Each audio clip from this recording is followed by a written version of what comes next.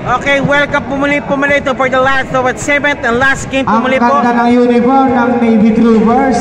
Okay, PLBL Basketball League. Kaya lang walang short sinama. Powered up by QBFR, full of referees po. Feature the teams of course, Qatar Navy Troopers clad in white and blue combination versus Kalumpit Bulacan clad in red and white combination. Ito po ang liga namang alamat, PLBL Basketball League. Time now for the last ball game for today. Thank you po, and standby po tayo po sa opening tip po. Thank you. Okay, ito po ang team Kalumpit Bulacan po. Yan ha, team Kalumpit Bulacan po yan. O sige po, thank you po. Sige. Si Pablo naman pala, then also si Jara, and parehas po silang pipicturean po ni Come Alarcon. At ako naman, interview ko naman sila sabay. Okay, pwede na po dito sa sa banner po. Okay. Okay, Kalumpit Bulacan, congratulations sir.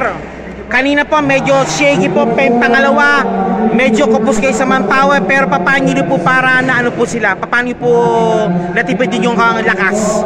Yung adjustment namin sa isa't isa at saka yung connected sa loob ng court. Pablo, yung back-to-back 4-point play mo? Sige po.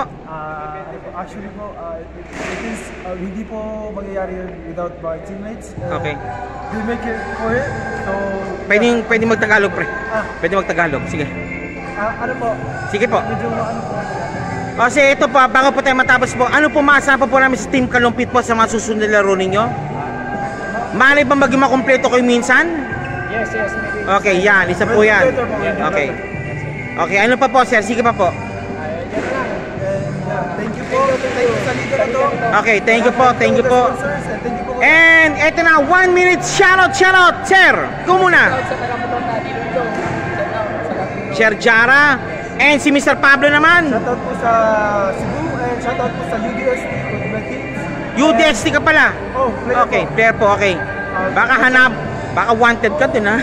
Thank you po sa UDST and all of the parts po ng Kalumpit. Okay, thank you po muli po and congratulations for winning the ball game po. Kalumpit Bulacan. 3, 2, 1.